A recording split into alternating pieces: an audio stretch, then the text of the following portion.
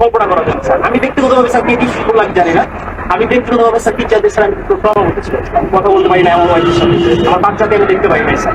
আমি এক প্রকার মানে লুকিয়ে আমি চলে গেছি, এরকম একটা পর্যায়ে গেছি স্যার। আমাদের এই এই যে অধপতন স্যার, বাহিনী হিসেবে যে পরিচয় দিব আমি পুলিশ, এই পরিচয় দিতে স্যার ভয় লাগে, লজ্জা লাগে স্যার। একটা বাহিনীর ফোর্স হয়ে যে আমি নিজে পরিচয় দিব, আমার নিজের লজ্জা লাগে। আমাদের আমি একটা ছোট উদাহরণ দিই স্যার, আমি আসার পর যতটুকু দেখছি, এই যে জাতীয় সংসদ নির্বাচন, শেষ যে নির্বাচনটা হয়ে গেছে স্যার, এই নির্বাচনে একক একক যে নির্বাচনটা হয়ে গেছে, পুলিশ কি ব্যবহার করছে, পুলিশ কি ব্যবহার করে যে নির্বাচনটা হয়ে গেছে, নির্বাচনে সারা বাংলাদেশে এককভাবে মামলা হচ্ছে স্যার। কিছু মামলা গায়েবী মামলা, যে মামলাগুলো ভিত্তি নাই, এই মামলাগুলো আমাদেরকে দিয়ে করাইছে স্যার। সাধারণ জনগণ যারা আছে, বিএনপি যারা আছে, জামাত, যে কিছু জানেই না, তাদেরকে আমাদের গ্রেফতার করা লাগছে স্যার।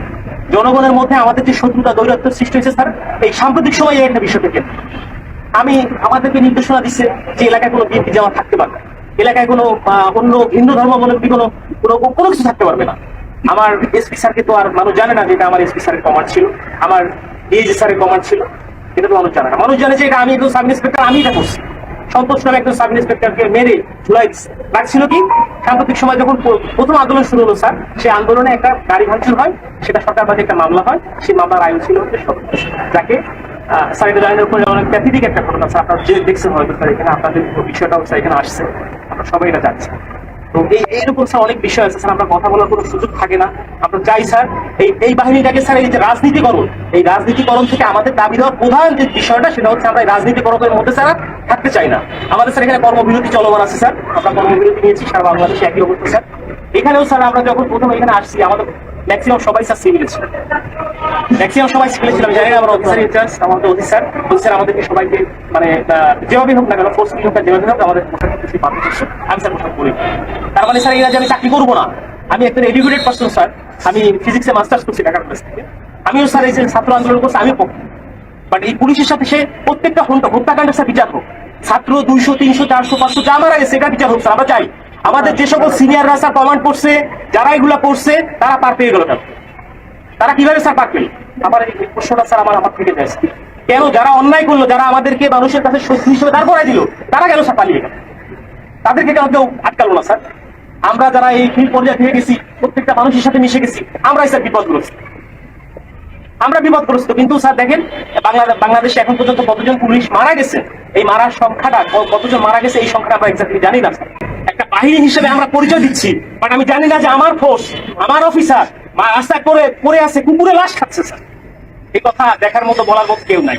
আমরা আসছি স্যার যে আমরা একটা কার্যক্রম শুরু করবো, আপনারা এটা করেন ওইটা করেন, এটা না স্যার, আগে বুঝতে হবে স্যার আমাদের জায়গাটা কোন জায়গায় স্যার, আমাদের চাহিদাটা কোন জায়গায় স্যার, এটা উপলব্ধি করতে হবে স্যার। আপনারা আসছেন স্যার, আপনারা এই ক্লান্তি লগ্নে স্যার বাংলাদেশ সেনাবাহিনী আপনারা বাংলাদেশের সাথে ওতপ্রোতভাবে জড়িয়ে আছেন স্যার। আমরা চেষ্টা করি স্যার, এখন আমার বন্ধু বান্ধব অনেকে আছে যারা আমাকে নিয়ে ঘৃণা করতো, আমাকে খোঁচা মারতো, কোপ করতো, তারাই বলতেছে যে দাদোস চলে কাজ কর, শুরু কর, উপলব্ধি করতেছে স্যার। বাংলাদেশে সর্বপ্রথম স্বাধীনতার যুদ্ধে বাংলাদেশ পুলিশ রাজারবাগে যে প্রতিরোধ গড়ে তুলেছিল, এটা তো অস্বীকার করার স্যার কিছু নাই। সারা বাংলাদেশে পুলিশের অবদান স্যার, অনস্বীকার যে অবদান, এটা অস্বীকার করার কোনো সুযোগ নাই। কিন্তু এই যে দলীয়করণ, এই দলীয়করণটা স্যার আমরা চাই। আমরা দলীয় কোনো করণের মধ্যে আমরা থাকতেই চাই না স্যার। আমাদের প্রধান পয়েন্ট হচ্ছে এইটা, আমরা চাই পুলিশ একটা নিরপেক্ষ স্বচ্ছ বাহিনী হোক। আমরা স্যার মানে আমরা যে এই যে ইউনিফর্মটা পরে রাস্তায় বের হবো, আমাকে অমুক দলের লোক তমুক দলের লোক আমাকে ব্যবহার করবে, আমরা এটা চাই না স্যার। আমরা এখান থেকে বের হয়ে আসতে চাই। এবং ছাত্র জনতা যারা মারা গেছেন, আমরা বলতেছি যে ঠিক আছে, স্বাধীন হয়েছে দেশ, আমরাও একত্রতা প্রকাশ করি। আমরা কিন্তু পুলিশ কর্মবিরতি দিচ্ছি কেন, যে আমাদের পুলিশ মারা গেছে এটা না, আমরা চাচ্ছি যে সারা বাংলাদেশ যেভাবে সংস্কার হচ্ছে, আমাদের বাংলাদেশ পুলিশও ঠিক একই রকম ভাবে সংস্কৃত হয়ে একটা জনগণের পুলিশ হিসেবে আমরা প্রকৃত কাজ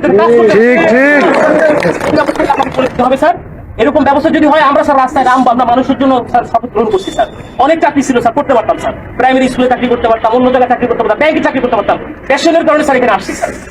এটা একটা স্বপ্ন স্যার, যে বাংলাদেশ পুলিশে চাকরি করলে মানুষের যে সেবা দেওয়া যায়, এটা একটা স্বপ্ন। বাট এই স্বপ্নগুলা আমাদের নষ্ট করে দিয়ে গেছে আমাদের কিছু বিশেষ ক্যাডার, এখানে বলতে তার আপত্তি নাই। আমার স্ত্রী আজকে আমি লোকায়িত ছিলাম, আমার উপরে শেষ ছিল, আমি জানি অনেক বন্ধু বান্ধব ফোন করে বলছি আপনি থেকে না, রাজনৈতিক মামলা আমার কাছে ছিল স্যার, যার জন্য অনেকে বলছে, অনেক শুভাকাঙ্ক্ষী ছিল বিএনপি জামাতে, তারাও বলছে ঠিক আছে একটু সেফলি থাকে। আমি যখন আসছি, আজকে খুলনা থেকে আসছি, গোপনে আসছি, আমার স্যার শেখ করি না, রাস্তায় চেকিং হচ্ছে স্যার, পুলিশ কিনা স্যার, এরকম বাংলাদেশ স্যার আমরা চাই না।